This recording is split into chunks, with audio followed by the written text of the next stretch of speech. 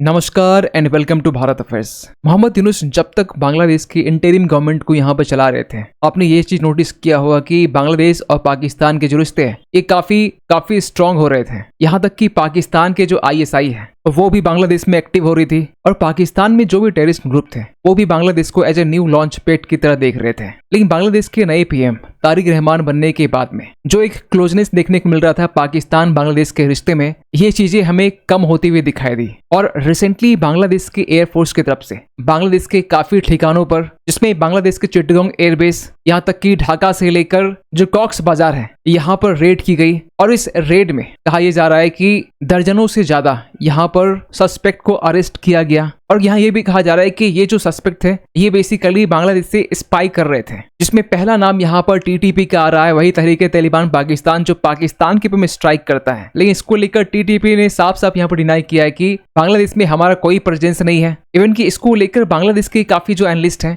वो ये कह रहे हैं कि इस पूरे स्पाई नेटवर्क के पीछे पाकिस्तान का जो ISI है इसका हाथ है और पाकिस्तान यहाँ पर जानबूझकर फॉल्स फ्लैग नैरेटिव के जरिए TTP को यहाँ पर बदनाम कर रहा है। तो यहाँ पर क्या कुछ देखने को मिल रहा है, इन्हीं सब चीजों को लेकर हम लोग इस वीडियो में डिटेल से बात करने वाले। लेकिन बात करते हैं शुरुआत से। एक्चुअली हुआ ये कि बांग्लादेश में 20 से लेकर 25 अप्रैल के दिन में एक highly classified counter intelligence operation चलाई जाती है, जिसमें खासकर बांग्लादेश के मल्टीपल स्ट्रेटेजिक एयरबेस को यहाँ पर टारगेट किया जाता है। उनमें से बांग्लादेश की जो कैपिटल है ढाका, जिसे कमांड नर्व सेंटर माना जाता है, इसके साथ साथ जो कॉक्स बाजार है, अगर आप मैप में देखें तो आप यहाँ देख पाएंगे कॉक्स बाजार चिटगांव के जस्ट नीचे जो बे ऑफ बंगाल के लिए स्ट्रेटेजिक कोस्ट लाइन माना जाता है, यहाँ पर रेड की गई। इसके अलावा यहाँ पर चिटगांव भी है जो नेवल एयर कोऑर्डिनेशन का हब माना जाता है। और लास्ट में है जयसूर, अगर आप देखेंगे तो ये जस्ट इंडिया के बॉर्डर के नजदीक में है। और इसके बाद इमीडिएटली बांग्लादेश के जो एयरफोर्स है अपनी जो नॉन कॉम्बैट पर्सनल है, इनकी जो लीव है इन्हें सस्पेंड की जाती है। जो कम्युनिकेशन डिवाइसेस है यहाँ पर सरेंडर करने के लिए कहा जाता है। और यहाँ से शुरुआत होती है रैपिड डिटेंशन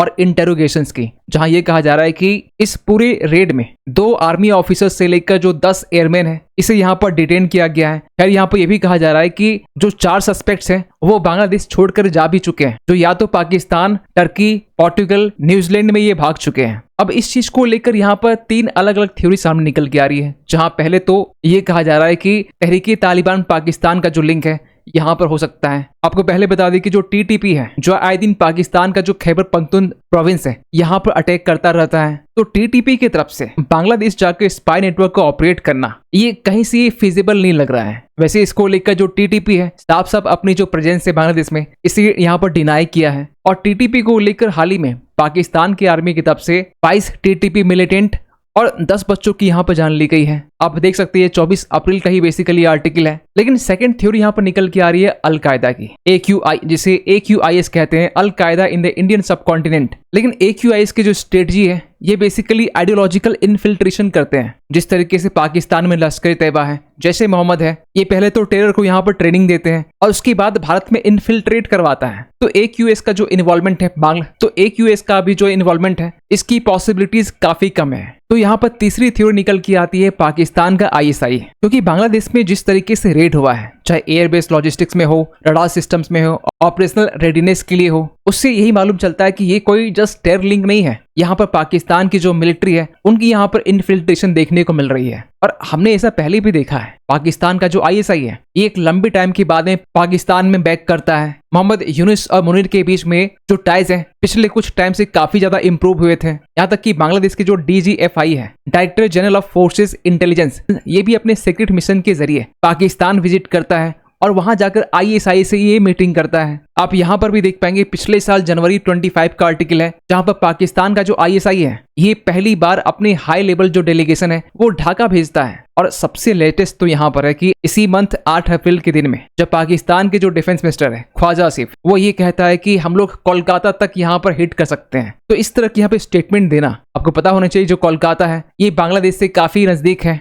इवन की वेस्ट बंगाल से बॉर्डर साझा करता है। खैर जब इनके तरफ से ये स्टेटमेंट जब दिया गया था उस वक्त भारत के जो डिफेंस मिनिस्टर है राजनाथ सिंह, इन्होंने भी यहाँ पर रिस्पॉन्स करते हुए कहा कि only God knows how many parts they will be broken into, केवल भगवान ही जानते हैं कि पाकिस्तान के कितने टुकड़े होंगे। लेकिन यहाँ पर सवाल ये निकल के आ रहा है कि पाकिस्तान के ISI का बांग्लादेश में स्पाई नेटवर्क का ऑपरेट करना, इसके पीछे रीजन क्या हो सकता है? तो कहा यह जा रहा है कि जो पाकिस्तान है ये बांग्लादेश की मिलिट्री में अपनी एसेट्स को यहाँ पर बिल्ड करना चाह रहा है, जिसके जरिए भारत को काउंटर कर सके। और आपने पिछले कुछ टाइम से ऐसे आर्टिकल भी देखे होंगे कि पाकिस्तान का जो ISI है ये बांग्लादेश को as a covert terror launch pad की तरह यूज कर रहा है अगेंस्ट इंडिया के लिए। क्योंकि अगर बांग्लादेश की लोकेशन को देखें और खासकर उसमें जो लाल मनोर हाट है, जो भारत के बॉर्डर से महज 15 किलोमीटर डिस्टेंस में, और अगर सिलीगुड़ी कॉरिडोर की बात करें, ये जो कॉरिडोर है जिसे चिकन नेक भी कहा जाता है, इसकी डिस्टेंस महज यहाँ से 135 किलोमीटर की है। और इसको लेकर मोहम्मद यूनुस से लेकर जो पाकिस्तान है वो एक लंबे टाइम से ये चाह रहा है कि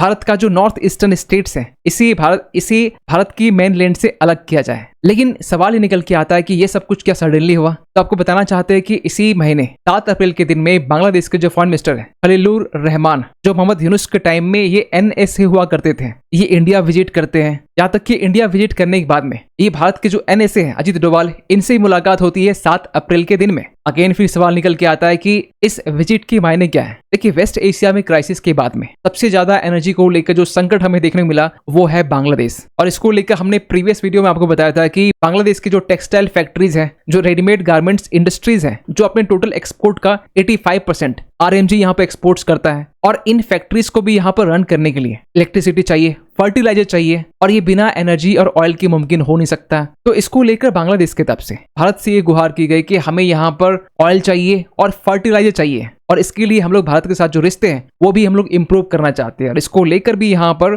MEA के जो स्पोक्स पर्सन है रणधीर जायसवाल जी, इन्होंने भी यहाँ पर क्लैरिफाइज किया कि बांग्लादेश भारत से रिक्वेस्ट कर रहा है डीजल के लिए। और आप देख पाएंगे 18 अप्रैल का ये आर्टिकल है, आज से कुछ दिन पहले का, जहां पर ये कहा जा रहा है कि बांग्लादेश भारत से एडिशनल 5000 टन जो डीजल है ये रिसीव करने वाला है। अगेन यहाँ पर सवाल आएगा कि एडिशनल मतलब क्या हमने यहाँ पर पहले भी बांग्लादेश को डीजल सप्लाई किया है? तो आपको बताना चाहते हैं कि मार्च के महीने में बांग्लादेश ने 15,000 टन यहाँ पर डीजल की डिमांड की, जिसमें भारत की तरफ से 7,000 टन जो डीजल है ये हमने सप्लाई भी किया था। और जैसे ही यहाँ पर 18 अप्रैल के दिन में बांग्लादेश को यहाँ पर डीजल सप्लाई की जाती है, इसके जस्ट 2 दिन के बाद में 20 से लेकर 25 अप्रैल के दिन में बांग्लादेश में एक highly classified counter intelligence operation यहाँ पर चलाई जाती है, ढाका से लेकर कॉक्स बाजार, चिटगांव और जैसोर में। खैर जो भी हो, बांग्लादेश के जो PM है आज के टाइम में भारत के साथ जो टाइज है वो अब इंप्रूव करना चाहते हैं। और इसको लेकर बांग्लादेश के जो PM है तारिक रहमान, इन्होंने BJP के जो चीफ है नितिन नवीन,